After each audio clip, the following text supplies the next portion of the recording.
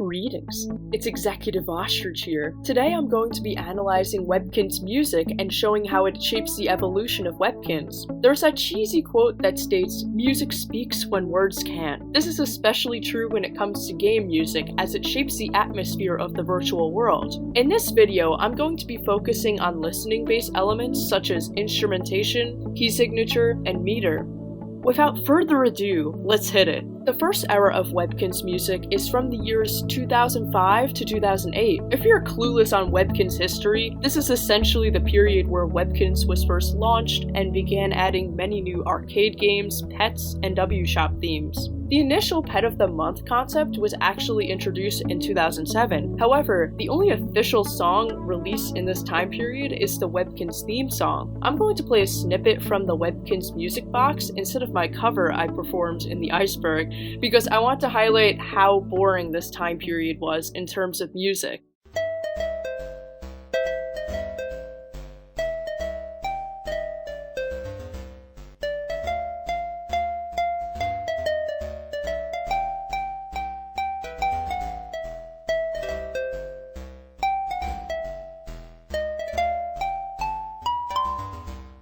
As you hear, it's just a simple nursery rhyme in C major. For this time period, let's also have a listen to some of the arcade music.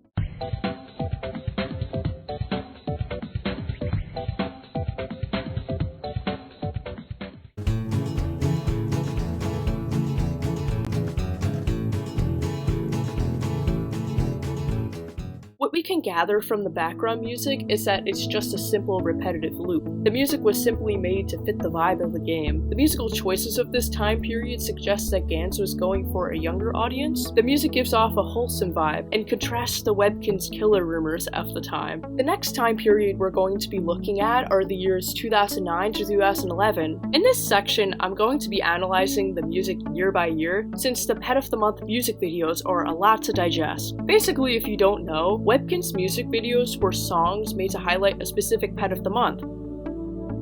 The earlier Webkinz music videos seemed to be more of a trial run based on the animation style and song structure. The music videos of this year seem to be either in a pop style or a rock and roll style. Songs that outline this contrast the best are "A Dog on the Front of the Tag" and "Good to Be King." I am the dog on the front of the tag. I'm as famous can be. Everyone wants my autograph. They all want to be friends with me.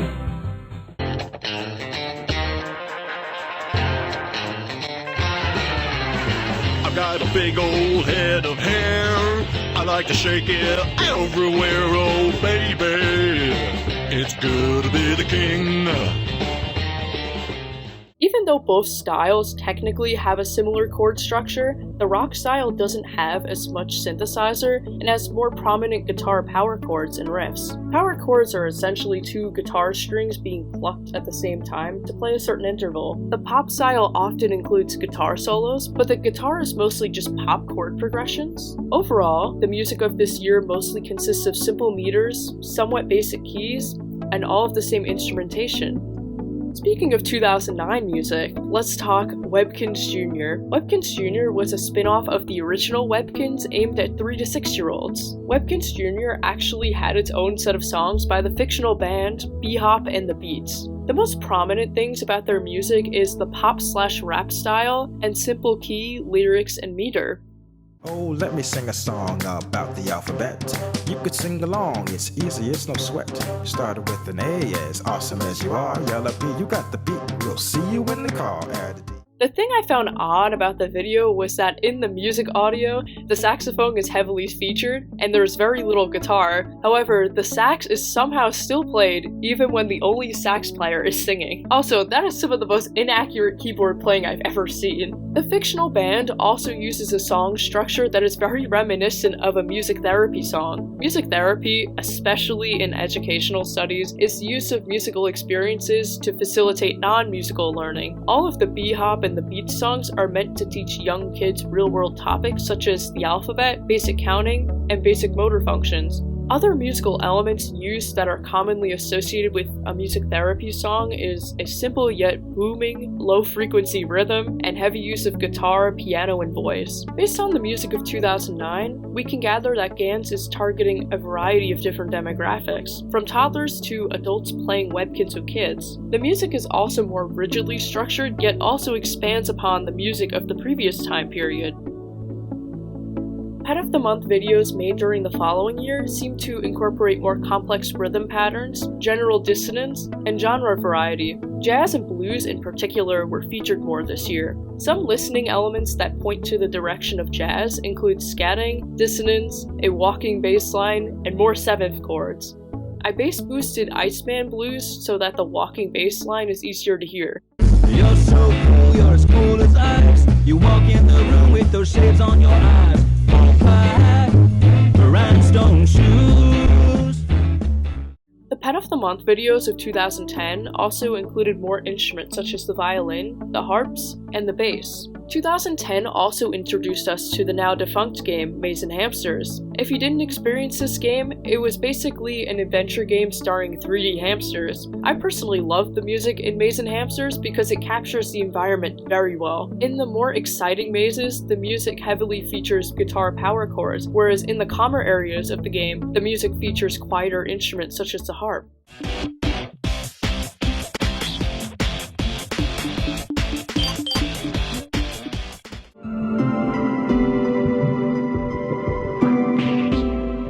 Essentially, the music in 2010 had to be up to par with the more detailed graphics of the Webkinz music videos and Maze and Hamsters.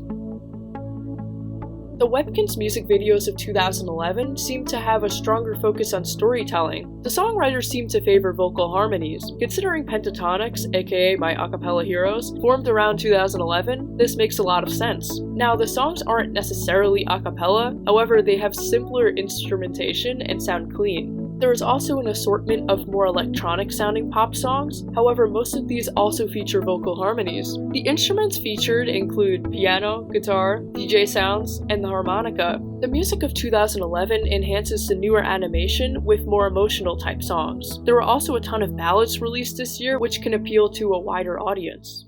The next time period of music is from 2012 to 2014. During this time period, the Facebook game Webkinz Friends came out. Webkinz Friends was geared towards teens and adults who played Webkinz on their own or with someone younger. The music for this game is clearly trying to imitate a classical style. Its instrumentation consists of the xylophone, string instruments, a brass instrument, and an imitation harpsichord.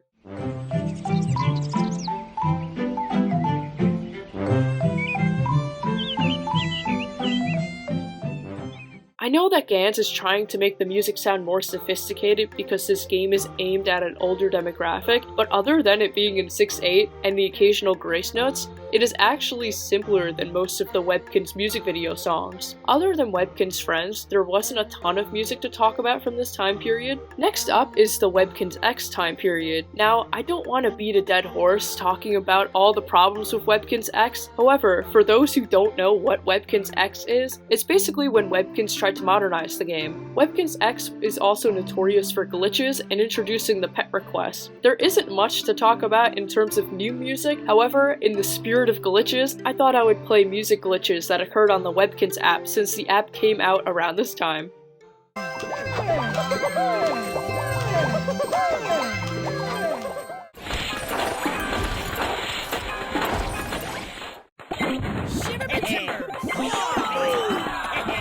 The lack of new music and added glitches proves the idea that Ganz is essentially renovating the site while also trying to keep it enough of a time capsule to keep returning players. Finally, we're into the present. As many of you know, Webkinz Next was released in 2020. Webkinz Next is the new version of Webkinz that is better suited for mobile platforms. There is a divide amongst the Webkinz community on whether Webkinz Next is worth playing. Some feel the graphics are nightmare fuel, so good to see you again, and the games are carbon copies of the classic game, while others feel that this game has potential and builds upon the classic game. In terms of music, there aren't any new music videos as of now. However, the arcade game music consists of solid remixes or transformations of the original song of that arcade game. I'm going to play the original Tile Towers music and the new version of it to highlight the musical similarities and differences.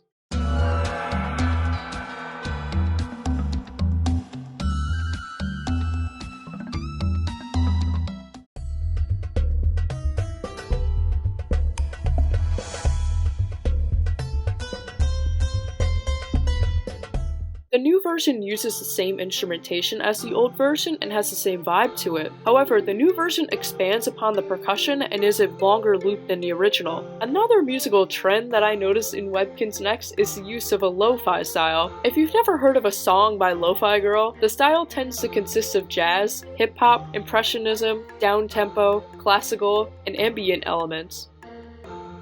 The Adoption Center uses the harp, xylophone, and other digitized instruments to form a celestial sound.